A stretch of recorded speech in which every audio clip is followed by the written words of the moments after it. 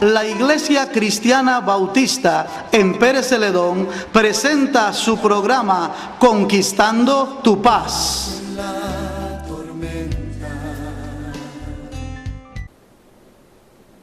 ¿Qué tal, amigos? Que el Señor les continúe bendiciendo. Habla Hansel Somarribas, deseándole siempre lo mejor para su vida, lo mejor para todo lo que usted haga. Quiero recordarle primero que Dios es bueno, que Dios es maravilloso, que Dios es grande. No se le olvide nunca, nunca, pero nunca que Dios es bueno. Yo sé que tal vez algunas películas, algunas circunstancias, tradiciones familiares nos enseñan como que Dios está allá en el cielo, lejos, lejos, esperando que hagamos algo malo para caernos encima y castigarnos y que nos vaya mal en la vida. Pero Dios es bueno y ciertamente al no cumplir o al no obedecer sus principios, sus mandamientos, pues nos puede ir mal en la vida. Pero la Biblia dice que Dios es bueno, fortalece en el día de la angustia y conoce a los que en Él confían. Es por eso que lo mejor que podemos hacer en la vida cuando nos va mal, lo mejor que podemos hacer es volvernos a Dios otra vez. La Biblia dice, volveos a mí y yo me volveré a vosotros. Cuando tomamos la iniciativa de buscar de Dios, Dios mismo se acerca a nosotros. Acercaos a mí y yo me acercaré a vosotros. Es lo que dice la Biblia, desde el Antiguo Testamento hasta el Nuevo Testamento.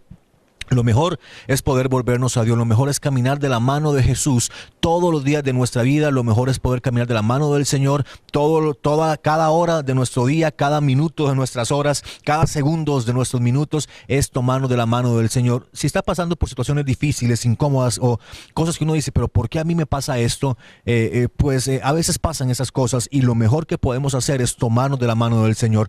¿Qué es lo peor que podemos hacer? Olvidarnos de Dios, ir a revolcarnos en el pecado, ir a hacer cosas malas, porque a veces queremos hacer eso como para vengarnos, como para sentirnos mejor. Al final del día nos sentiremos peor. En cambio, siempre que nos volvemos a Dios, tal vez las situaciones no se arreglen de la noche a la mañana, pero probablemente yo voy a tener paz conmigo, paz con Dios, paz con la gente que está a mi alrededor. Entonces mi motivación es que usted se vuelva a Dios con todo su corazón. Y tal vez usted me dice, no, pero es que yo he sido muy malo, yo he sido alguien que ha hecho cosas muy, muy, muy malas, muy terribles y no merezco nada de Dios. Permítame contarle una historia que se escribió en el año 1800 por allí. Y tiene que ver con algunos personajes, 3 personajes principales. Es una historia basada en el libro de Víctor Hugo, el escritor francés, llamada Los Miserables. En esta historia se cuenta la vida de un hombre que cuando era un poco joven ya tenía sus hijas, tenía varias hijas, tenía una hermana. Él se roba un pedazo de pan para alimentarlas a ellas porque había mucha hambre. Lo llevan a la cárcel, lo condenan por 5 años, pero está un total de 19 años en la cárcel. Por los demás años fue por intentar fugarse. Cuando logra salir, logra convencer al obispo de la ciudad para que le dé posada. El hombre le da posada, por supuesto.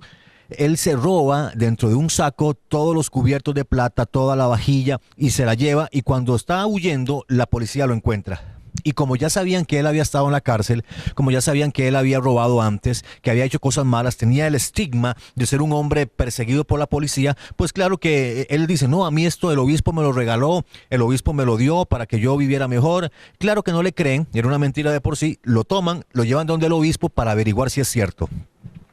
Cuando están donde el obispo, le pregunta a la policía al obispo, ¿es cierto que usted le regaló a este hombre toda la vajilla de plata, todos los cubiertos de plata?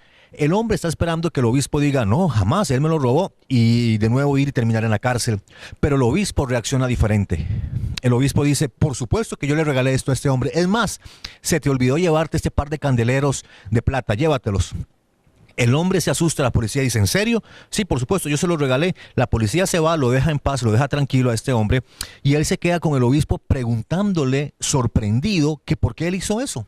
Que por qué él en lugar de decir la verdad, lo protegió, lo cubrió, si él no se merecía eso. El obispo le dice que Dios hizo lo mismo con él, entonces que era su responsabilidad hacer lo mismo con otras personas, tratar a la gente con gracia. Y de eso trata la gracia de Dios. Cuando no nos dan lo que nos merecemos. Nos merecemos muchas cosas malas, pero Dios en su gracia no nos da lo que nos merecemos, porque Él es bueno, porque Dios nos ama. Y por eso envió a Jesús a morir en una cruz por nosotros. Resulta que este hombre es impactado por el efecto de la gracia del obispo hacia él. El obispo le dice, tome, llévese todo esto de plata, véndalo, viva una mejor vida, viva mejor y haga el bien a otras personas. Pasan los años y de verdad este hombre se convierte en una muy buena persona. Este hombre es diferente, comienza a ayudar a otras personas, pero el jefe de la policía, que lo había conocido años atrás, cuando estuvo en la cárcel, cuando después escapó, Lo que hace es perseguirlo, buscar errores para volverlo a llevar a la cárcel. En una ocasión, este hombre tiene la posibilidad de matar al comisario, al jefe de la policía. Resulta que él decide perdonarlo y decir, no, no lo voy a matar, váyase, tranquilo. Y lo que él había recibido, la gracia que él había recibido de parte del obispo, él se la transfiere ahora al hombre que lo había perseguido toda la vida. El comisario, el jefe de la policía, se asusta, se sorprende y dice que cómo es posible que con él tuvieran gracia, si él más bien lo que quería era condenar al otro. ¿Cómo es posible que ese a quien él le quería hacer daño lo perdonara? Es algo muy complicado, porque la gracia por sí misma a veces es complicada de entender. El ser humano siempre quiere hacer cosas como para agradar a Dios, siempre quiere hacer cosas para comprar el favor de Dios. Y hoy en día vemos gente encendiendo miles y millones de velitas, vemos gente caminando largas distancias. Vemos gente haciendo un sinnúmero de cosas para agradar a Dios cuando la gracia de Dios a través de Cristo ya nos fue dada. Por eso la Biblia dice en el libro de Juan y del Evangelio de San Juan capítulo 1, dice, la ley fue dada por medio de Moisés, pero la gracia y la verdad vinieron por medio de Jesucristo. Tanto el hombre que había sido perdonado por el obispo como el juez, como el comisario recibieron gracia. Uno reaccionó de una manera diferente, aceptó la gracia, reconoció que él no merecía esa gracia, pero aún así transformó su vida. El otro también decía, yo no merezco gracia, pero al final terminó quitándose la vida. ¿Sabe por qué? Porque a veces la gente reacciona de una forma diferente ante la gracia de Dios, ante el saber que no hay que hacer nada, que no pudimos hacer nada y que no podemos hacer nada para obtener la gracia de Dios, porque la gracia de Dios es algo inmerecido. Es algo que usted y yo no merecemos. Por ejemplo, decir gracia merecida no existe. O sea, no existe, porque si no, no sería gracia. El día que usted haga algo para merecer algo, eso se llama salario. Cada vez que usted trabaja y le pagan por las horas laboradas, usted se ganó eso, es suyo. Pero cuando usted le dan algo que no se lo merece, eso se llama gracia.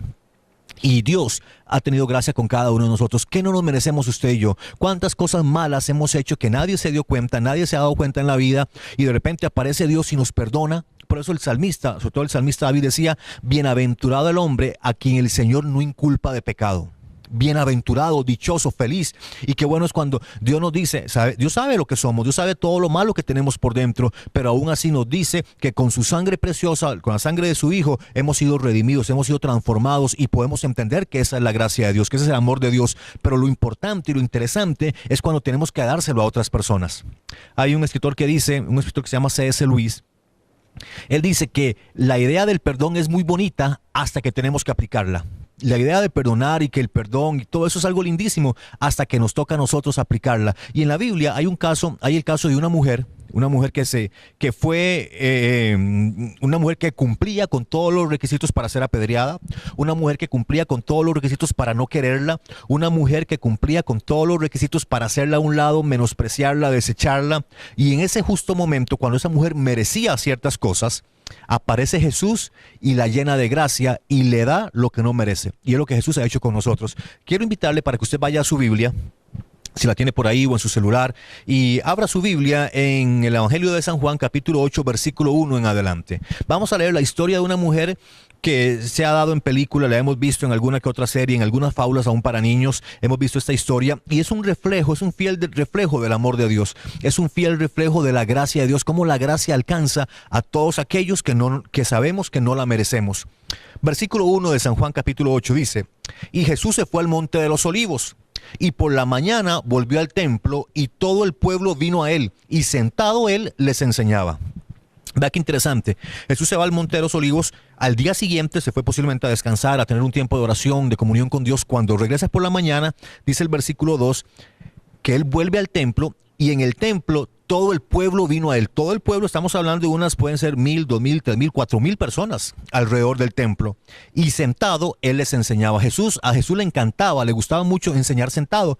Hoy en día hay gente que le gusta enseñar de pie, caminando, corriendo, no importa, pero a Jesús le gustaba mucho enseñar sentado. De hecho, todos los rabinos o los rabí judíos acostumbraban a enseñar sentados, era su costumbre, era su norma, era más tranquilo, era más cómodo para ellos y les gustaba enseñar sentados. Versículo 3, cuando él está enseñando, él no está solo, hay mucha gente alrededor de Jesús, hay todo un pueblo escuchando las enseñanzas de Jesús. Cuando él está en eso, dice que, versículo 3, entonces los escribas y los fariseos le trajeron una mujer sorprendida en adulterio y poniéndola en medio le dijeron, maestro, esta mujer ha sido sorprendida en el acto mismo del adulterio. Vea qué cosa más impresionante. Está Jesús enseñando ante cientos o tal vez miles de personas en el templo. Alguien irrumpe, de repente dice el versículo 3 que los escribas y los fariseos, los escribas eran los encargados de escribir toda la Torá, todo el Antiguo Testamento, y los fariseos le daban una interpretación. Entonces caminaban de la mano ellos. Vienen ellos, irrumpen cuando Jesús está enseñando y le traen a una mujer. No era cualquier mujer. No era una mujer por ahí que habían conseguido, era una mujer que había sido hallada en el mismo acto sexual. Estaba teniendo relaciones sexuales cuando la encontraron, posiblemente iba semidesnudo, tal vez tapadita con una manta por allí. Se la traen a Jesús y le dicen: maestro, esta mujer ha sido hallada en el mismo acto sexual, en el mismo acto del adulterio. Como yo siempre digo, qué curioso que no trajeran también al hombre, porque el hombre también para que ella adulterara, tuvo que haber un hombre también que hiciera algo malo. La traen solamente a ella. Y dice, vea qué interesante lo que dice el versículo 5, y en la ley, dicen los escribas y fariseos, nos mandó Moisés a apedrear a tales mujeres. ¿Tú pues qué dices? En la ley nos mandó Moisés a apedrear a tales mujeres. Entonces la Biblia dice que la ley fue dada por medio de Moisés, pero la gracia y la verdad por medio de Jesucristo. Cuando a Jesús le traen esta mujer, Jesús se queda viendo.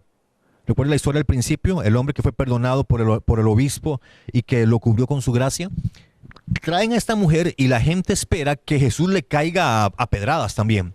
Que Jesús en medio de la enseñanza digan: vean, no sean sinvergüenzas como esta mujer, porque le está hablando a cientos de personas, tal vez miles de personas. Y se la traen y Jesús se le queda viendo, escuchando a los escribas y fariseos que le dicen: esta mujer fue hallada en el mismo acto de adulterio y la ley de Moisés dice que a tales mujeres hay que apedrearlas. Entonces aquí ya venimos listos, cada quien agarre su piedra. Habían muchos judíos por ahí posiblemente y cada uno ya tenía su piedra en la mano, porque los judíos eran expertos en andar con piedras para golpear y lastimar a la gente que había pecado. Curiosamente, muchos de ellos no pecaban al estilo de esta mujer, pero también habían pecado. Sigue diciendo, versículo 5, al final le preguntan: ¿tú qué dices? O sea, ¿cuál es tu opinión? La ley de Moisés dice que hay que apedrearla, pero ¿tú qué dices? Versículo 6. Mas esto decían tentándole, para poder acusarle. Pero Jesús, inclinado hacia el suelo, escribía en tierra con el dedo. Algunos suponen que lo que Jesús estaba escribiendo era los 10 mandamientos o algo de la ley, para que los demás vieran que no solamente el adulterio era un pecado, sino que habían otros tipos de pecado y que posiblemente algunos de ellos habían pecado, no a la manera de la mujer, pero sí de otra manera.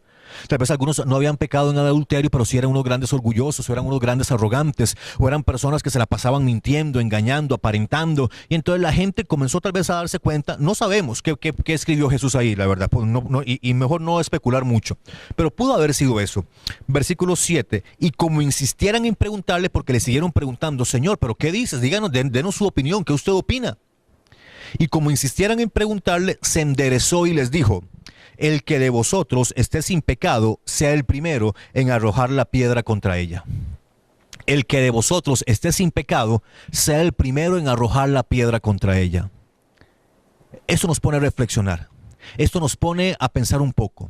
Y Jesús lo que está diciendo es que si usted no ha pecado, si usted nunca ha pecado, nunca ha cometido no solamente adulterio, cualquier otro tipo de pecado, si usted nunca ha mentido, si usted no ha engañado, si usted no ha estafado, si usted en su corazón no ha deseado a otra mujer, en su corazón no ha tenido envidia del auto que tiene el vecino, no ha tenido envidia de cómo aquel lo hace mejor que usted, de cómo aquel da conferencias mejor, o de cómo aquel tiene un mejor trabajo y no ha sentido envidia de eso, está bien. Tome su piedra y láncela contra la mujer. Le insistieron a Jesús: Señor, ¿cuál es tu opinión? Jesús se levanta y dice: el que esté libre de pecado, tire la primera piedra contra ella. Y yo creo que para terminar este programa de hoy, seguiremos en el próximo con la segunda parte. Tenemos que reflexionar si estamos libres de pecado, para no seguir juzgando, para no volver a juzgar a la gente que está a nuestro alrededor. Jesús le dice a esta gente: no juzguen.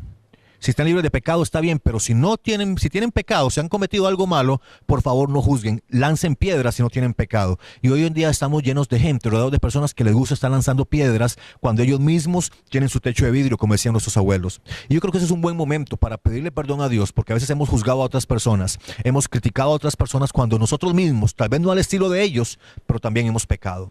Haz esta oración conmigo y dile: Señor Jesús, te pido perdón, pido que perdones mis pecados y también pido que perdones sobre todo mi actitud de juzgar, de criticar a otras personas que tal vez pecan diferente como yo lo he hecho, Señor. Perdóname, limpia mis pecados con tu sangre preciosa Hazme una nueva criatura y escribe mi nombre en el libro de la vida, en el nombre de Jesús. Te digo algo, en nuestra pantalla van a aparecer nuestros números telefónicos, nuestra página en internet, nuestra página en Facebook. Queremos conocerte, queremos que nos llames, queremos ayudarte en lo que podamos. Que el Señor te bendiga, bendiciones totales y nos vemos en el próximo programa. Gracias por habernos acompañado. Te invitamos a nuestras reuniones de celebración al Señor. Los días martes, 7 de la noche, culto de oración. Sábado, 6 de la tarde, alabanza y predicación. Domingos, escuela dominical 7:30, 10 de la mañana y a las 4 de la tarde. Te esperamos contigo a oficinas del ICE, Pérez Celedón. Para información y consejería, llámanos al 2771-0572 o visita nuestro sitio web www.conquistandotupaz.com, en donde también puedes mirar nuestras reuniones en vivo a través del internet.